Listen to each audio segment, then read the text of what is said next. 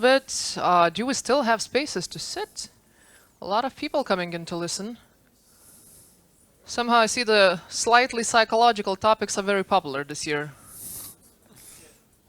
I can understand why. That's very useful in any field.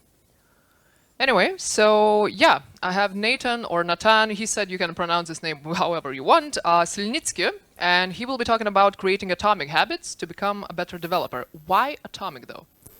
Yeah, so, Why not nuclear? Why not TNT? I hope they can hear me, right? Can you hear him good? Can you hear me? No? Put the microphone closer. Like, put it on your tongue. Inside your lips. Now, what about now? Should be working. So, I will give you mine, okay? Let's not hassle here. Yeah, doesn't matter. 1-1. Better? You can hear me now? Yeah. Oh, good. Gasp. What happened? Magic in the tech room? Yeah, so Okay. atomic does have double meaning. It could be something huge, like atomic explosion, but in this case, it means tiny, minuscule. And we'll see why later on. You just shattered all my illusions about TNT bombs and shit. Like, I was expecting something like boom, huge and amazing, but still, I'm a peaceful person, so. I mean, we all should be. Sorry. We all should be. Okay, so Nathan, the stage is yours. Thank you very much. Good afternoon, Laba Diana. And before I introduce myself, I want to share with you an interesting story. So for 100 years, no British cyclist has ever won the Tour de France, or any other major competition for that matter. And then came this man, Dave Brailsford, and he was appointed in 2003 the performance director of the British Cycling Organization. And a few short years after that, in the 2008 Beijing Olympics, 60% of all gold medals went to the British team. And in 2012 London Olympics, they fared even better. And between 2013 and 2017, 5 out of the 6 winners of the Tour de France were British. So you may ask yourself, how come this amazing transformation in such a few short years?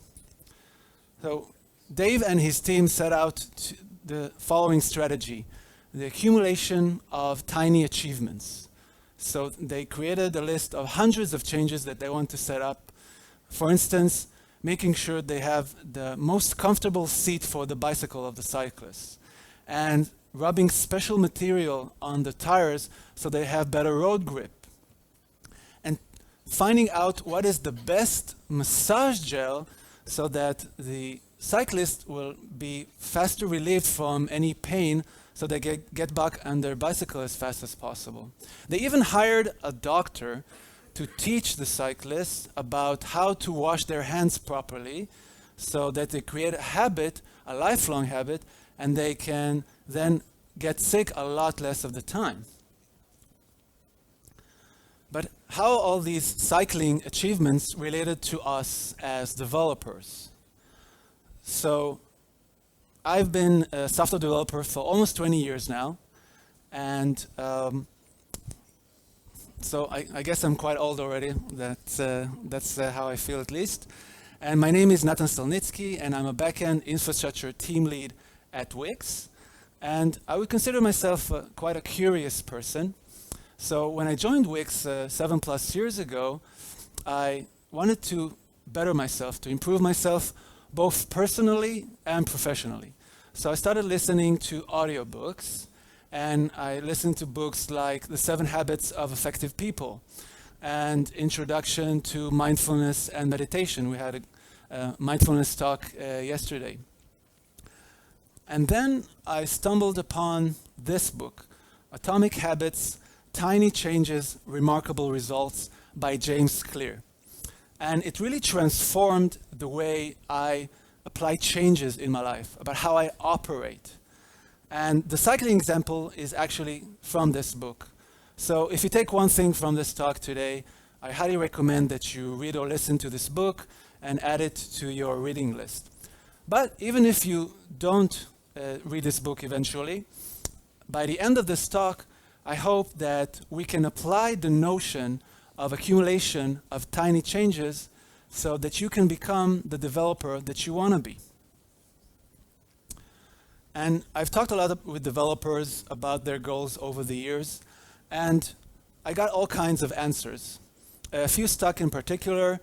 One was, I want to be accepted to one of the big companies, like the FANG companies like Facebook, Apple, and Amazon, Netflix, Google, or Microsoft, of course. And okay, that's a commendable goal. And another one was, I want to be a famous creator and maintainer of an open source project. A little bit like these two guys, like Linus Torvalds, the creator of the Linux kernel and Git, or James Gosling, the creator of Java. But while it's important to set up goals and to get a direction, a general direction, it's important not to be solely driven by these goals. Because no one will guarantee for you that because you set a goal, you will achieve it. And even if you do achieve the goal, it will probably be just momentary happiness, and then you will think to yourself, okay, what's next? What's the next goal? So it's hard to achieve long-term happiness solely by goal setting. So the idea here that the book recommends is to avoid focusing solely on goals and to prefer systems. What do I mean by systems? I mean changing our habit, the system of our habits. You may not agree with me, but we are the sum of our habits. We're creatures of habits. So if we work on that, we can actually achieve a lot of different habits and achieve not only the goals that we set up currently, but also a lot of other related goals in the future because we have a good foundation to work on. So I set out to improve my system of my habits, and specifically how I set out to become a better developer. I focused on some habits that I wanted to gain and incorporate into my life, and hopefully by sharing these specific habits, you will be able to think and choose the habits that you think will make you become the developer that you want to be. So like I said before, I consider myself a very curious person, and I wanted to set up a habit where I continuously learn new skills as part of my job, so I can become more skillful, have a larger tool set, and be able to solve more problems. And also, I do have quite trouble with focusing sometimes, and that can be a hindrance. So I wanted to incorporate a habit where I can go into long sessions of coding flows and avoid distractions like browsing social media and browsing news sites while I'm actually coding. But before we talk about how I set about to change my habits, first we need to see how a habit is actually formed. So a habit has 4 stages, and we'll take an example of the habit of checking up on notifications on our phone to explain them. So the first stage is the cue, the signal where we actually trigger the habit here, right? So in case of notifications on your phone, you probably get a sound or some blinking light on your phone. Then we get the craving, the desire that actually forms the habit. And in case of notifications, well, we want to know what's going on. What are we missing? Really critical here, right? And then third stage, response. We want to, we will do the thought or the action related to the habit. In case of notifications, we'll actually pick up the phone and check it and see, okay, I can relax, I didn't miss anything crucial, World War III hasn't started yet, my family's okay, I can relax. And then dopamine will be released in my brain, so I get the reward, the fourth stage here. And without reward, of course, there will be no action in the future. You get reward, and then the brain likes that and repeats itself. So each time the habit happens, it happens in our brain exactly in the same order. Cue, craving, response, reward. Now, if we want to build a good habit, then we have 4 rules in order to do that, accordingly to each of the stages. So for the stage of the cue, the signal, we want to make it as obvious as possible so we don't miss it that we want to do the habit. And we want to make it attractive as possible so we get that craving for our brain. And of course, in order to do the action in a repetitive way, we want to make it as easy as possible so we still have the motivation to do it. And of course, we want to make it as satisfying as possible so that we actually get the reward. And if you're looking at what I set out to, for me personally, learning new tech skills continuously. So I wanted to get a cue as obvious as possible. So for me, I have a commute to work. So each time I get into my car, I listen to engineering books or engineering podcasts, and that was my trigger. Now, the idea here is to set specific implementation intentions. What do I do? When do I do it? And where do I do it? Because you plan this specifically, there's a bigger chance that it will happen. And another important rule is to stack your habits. So here, the idea here is to harness the power of an existing habit that is ingrained in us for many years and to stack the new habit on top of it. So for me, I commute to work, but maybe usually you work from home. And if you work from home, so you can't listen on the commute, wait, but you probably have a dog, right? I bet my money that you probably have a dog. So in that case, you can stack your habits. You say, after I come back from walking my dog, I come back home, I sit down and I do some code kata in C# or whatever language suits your fancy. And also importantly is to pair the context. What do I mean by that? We mentally assign our habits to the locations where they occur. For instance, I did try to do learning sessions on my couch in my living room and like look at some YouTube lecture on my TV. And I managed to do that a couple of times, but it failed to become a habit. Why? Because it was a mixed signal. The usual signal for my living room is that I'm there with my partner, we have quality time, and we relax with some light entertainment. So it's not the best place for me to start new habits. And in my case, I needed to go and sit at a desk where I could watch the YouTube lectures because it's more suitable for me. Cool, so we made the cue for the good habit as visible as possible and obvious. Now how to make it more attractive? So in my case, learning stuff with colleagues really helped me on my reach the new habit. Why? Because joining a culture that reinforces good habits can get you along the way. Behaviors are attractive when they help us fit in. So thankfully for me, at Wix, we have a weekly gathering of all the backend guild where we learn new stuff, and sometimes we have workshops. So we are split up into groups of 2 or 3 and work together. So that's a lot more fun, and everyone shares the same idea to improve themselves, and we feel better because we're part of a group. And another important pattern here is temptation bundling.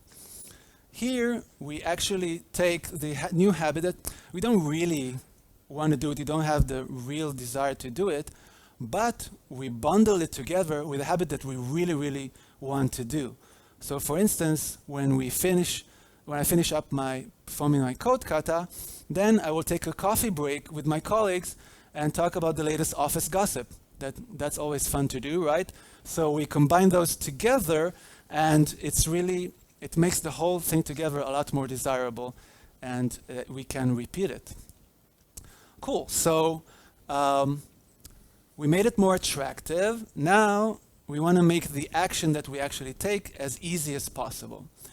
In my case, the idea here is not to take long learning sessions.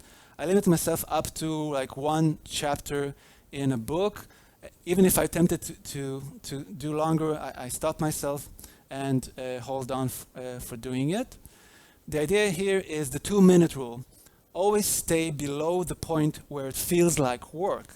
So if I do it for short periods of time, there is bigger chance that it's more like fun or easy, and then I can repeat it and make it into a real habit. Also important here, reduce friction. Minimize the actions you need to take in order to actually perform the habit. So I'm listening to podcasts. So the best thing for me to do is to choose which podcast to listen to and download them in advance so that when I sit in my car, I just hit play. Or maybe you're on, in your commute, you're on a train and there's not good signal. So it's even more crucial to download it beforehand because you want to make it easy as possible to do the action that you set up to do. And design your environment to make good habits easy so that the actions that matter most to you are also the actions that are easiest to do. So for example, put the book that you're reading on your desk. So all you have to do in order to start your learning session is just pick it up and put away your phone somewhere far, like visualize the things that you want to do closer by, and the things that you don't want to do, move them away.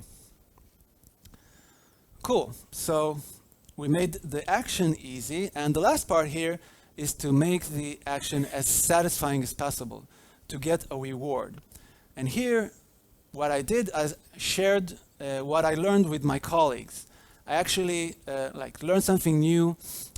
Specifically for me, it's Scala. So I went there on Slack and said, hey, I learned something cool today that you may haven't heard about in Scala. So the idea here is to create an immediate reward. So you attach the reward to the action that you took. So sharing what I learned with others is very satisfying, and you get like reactions. And because it's attached immediately to when I completed my learning session, then it's actually connected together in my brain. Another cool trick you can do is use a habit tracker. Here we're talking about using a journal. It could be physical, it could be digital, where you track the progress. So how many times this week, I track every day, I actually listen to the podcast on my commute. And the idea here is like gamification. You want to keep your habit streak alive, and you don't want to lose the game with KO. And even if you miss some day, you oh my God, I missed a day. No, this mustn't happen again, and you keep at it. Great. So now we talked about how to create a good habit. But this one is a bit more tricky, how to break a bad habit. This, of course, is like something that we want to do. Everyone here, I'm sure, has their bad habits that they want to break. So we want to do it the flip side, the mirror image of a good habit. We want to make the cue as invisible as possible. We want to make the craving disappear, so we want to make the action as unattractive as possible. We want to take an action to make it very difficult to actually take the action, so we won't even do it.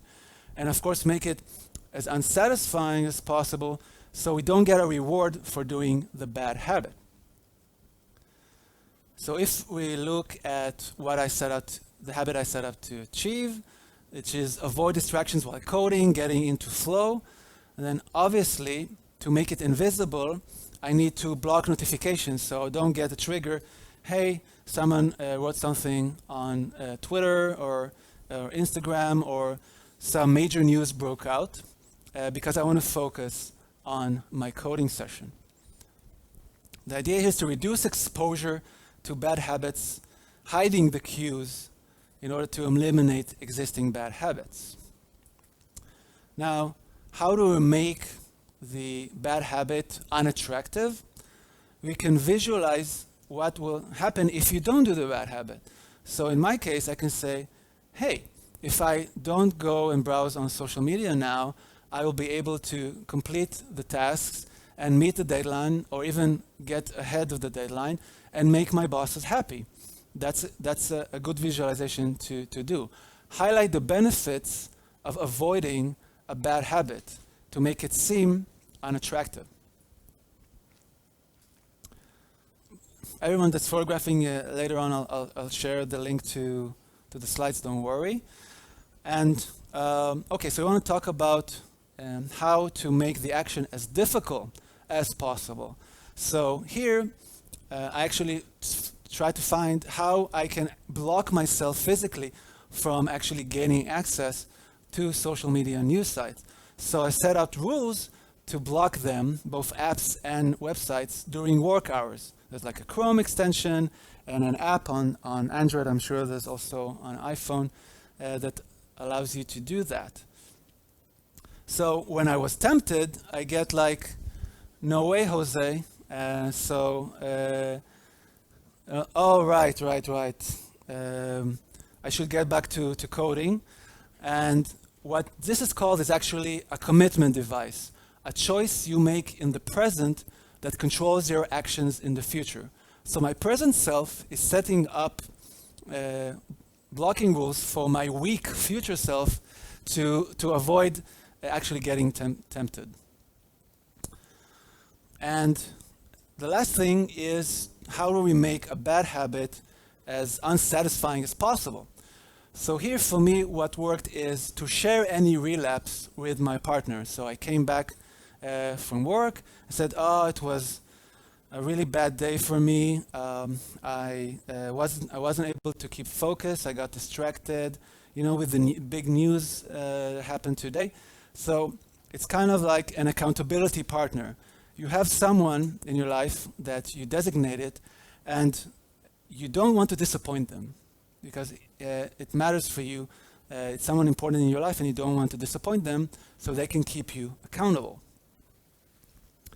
Another cool trick is a habit contract. So this talks about a penalty if you fall off of the habit wagon. So I didn't do it myself, but the idea here is like you summarize your week and you say, okay, you can just check that on the phone. I spent more than the time I allotted to myself on social media, so I'm going to pay a penalty. I will pay $100 to a charity.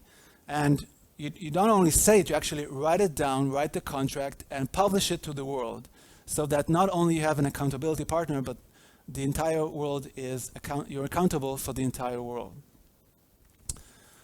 Great, so let's summarize the 4 rules breakdown for creating a good habit and breaking down a bad habit.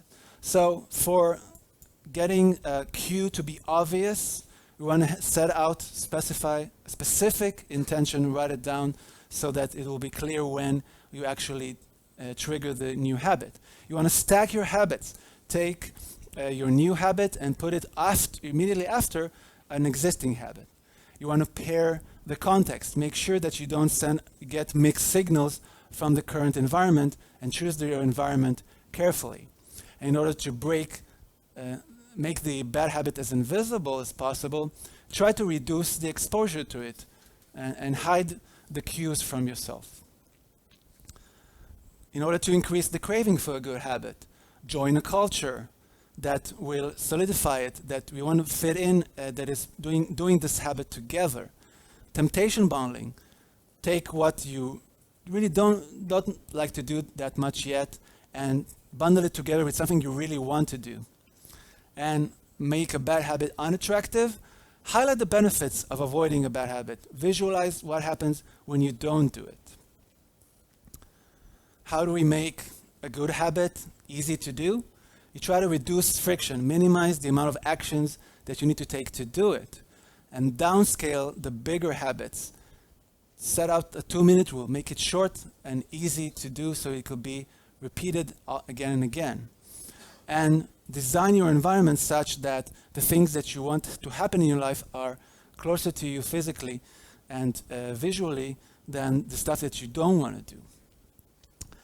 And how to make a bad habit more difficult? You can use a commitment device. Set rules, set some mechanism in the present that will not allow you to do the bad habit in the future. And lastly, how we get a satisfying reward for a new good habit. We want to make the reward as immediate as possible. So think about which reward is best suited for you, and try to make it immediately after the action so it will be combined together. And track your habits so that you, in a journal, so that you know that you're keeping the streak alive and you're not missing any day. And in order to make the bad habit as unsatisfying as possible, take an accountability partner that will get you on your journey to break the bad habit that you don't want to disappoint. And also, you can create a habit contract, a formal contract with yourself that you publish to the world, where you get a penalty if you keep on adding to the bad habit. So the important takeaways today is that setting goals is just not enough. You need to focus on your system, on the habits in your life, and think about how to change them. Because tiny habits over a long period leads to very big gains. And for me personally, I saw that it wasn't an easy road to take, but I did see the improvements with the knowledge that I gained and the focus that I had during my coding sessions. So I delivered better results in my work, and I got like promoted, and I saw a better focus. And it's also improved my flexibility of thought, because I increased my toolbox of things that you can do. Hey, maybe we can try that, maybe we can try this. So it really enriched my work experience as a developer.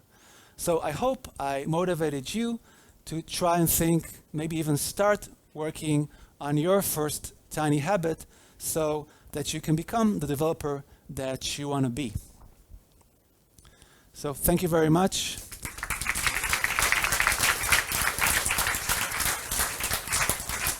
So do you feel motivated? A little bit, thank you very much. Okay, any questions for Natan? Just say that all the slides you can find in my slide share, and just write up my name. Yeah, actually people on Pine were asking about the slides, so where can we find them? Slideshare.net/Natan Silnitsky, or just look it up on Google.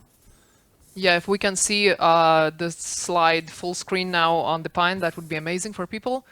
They were specifically asking for some information, so okay. Now back to your question, please. 2-minute rule, like it's not. Yeah, it's not really 2 minutes, right? I mean, you cannot listen to a chapter of a book in 2 minutes. That's true. You can't listen to a chapter in 2 minutes, but it's the general sense of the rule here. I started meditating during COVID, and I didn't start with a long period. I started, I think, like 5 minutes, and that got me going. So today I'm doing a 20-minute daily morning routine of meditation.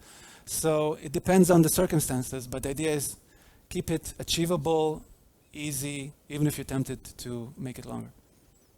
Okay, next to you. Hi, are you sure that it's a really safe methodology? By example, can the contract or the, let's say, punishing yourself or with sharing the world or with your spouse, or does it matter? Can that not lead to even worse problems like mental health, deprivation and so? Isn't that a very scary technique, what you are saying? Just a question. Yeah, I didn't actually practice that one myself, I mentioned. And I guess negativity can be a problem in our lives. I get your point completely. But you saw that the book recommends, James Clear, the penalty is to donate to charity, so that's positive in terms of that. But I guess not each tip or rule will be good for every kind of habit. But you have an accumulation of stuff that you can use here, so you can choose the ones that are most relevant to you. Okay, any more questions from the back? Here we go. Pass the microphone. You chose the example of instant reward by involving a group of your team, and I'm not sure, but it's not. There is no rule that we will say, yeah, nice content, you learn something, maybe the reward won't come. It's kind of, maybe they will say, oh, what are you reading, man? And what you will do then if the reward is kind of opposite? So hopefully you work with a team that is that likes to give out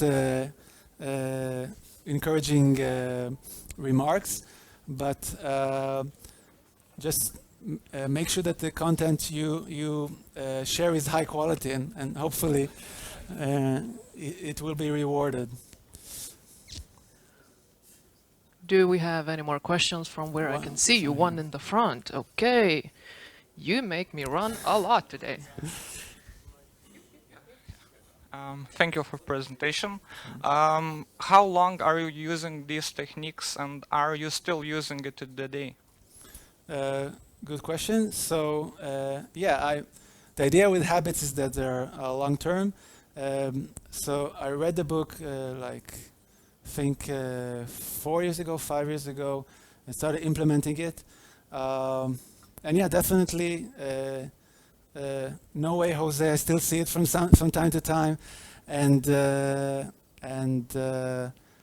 I still practice those habits even today. I am more in a managerial role, so I have less time to set aside for coding sessions, unfortunately. But hopefully that will change back in the future. Okay, I see the No, question so there. I will maybe stop being a manager. I mean, Okay, we have one more question here. Yes, so you mentioned good habit bundling. Like, I'll do this good habit right after I walk my dog. Does the reverse apply to bad habits? So say I will browse social media only after I clean my whole house or something like that. sounds like something that could be helpful, because you're limiting the time that you allow yourself. Basically, I didn't block social media for the entire day, only for working hours. But yeah, sometimes my partner doesn't approve of me browsing in non-working hours. But yeah, you can definitely try the reverse, and instead of eliminating, you're limiting it. You're saying like doing it with a trigger. I guess usually you don't need like a trigger for bad habits, because it's like a craving that you get a lot. But the idea here is that, like with the contract, you say it's more like the contract. I won't. Well, the question is if you want to reward yourself with a bad habit. It's a more philosophical question, I guess. So, but it's up to you, I guess. Okay, do we have any audience questions left? Because I have some on Pine. Not yet. You have a few minutes. We have a question on Pine. Good day, thank you for the lecture. My question is that what advice did you have for a young growing developer? Well, I always think that there's not a big difference between like juniors or senior developers. I think that I would aspire to always be a lifelong learner, and it doesn't matter if I just begun or like beginner mentality. So I think the same rules for me apply to someone who's just beginning. But you need to think about your own goals, your own habits that you want to set up for yourself. But I encourage lifelong learning for sure. I hope that answered the question. Did somebody just woke up and have a question now? No? Thank you. That's all from Natan then.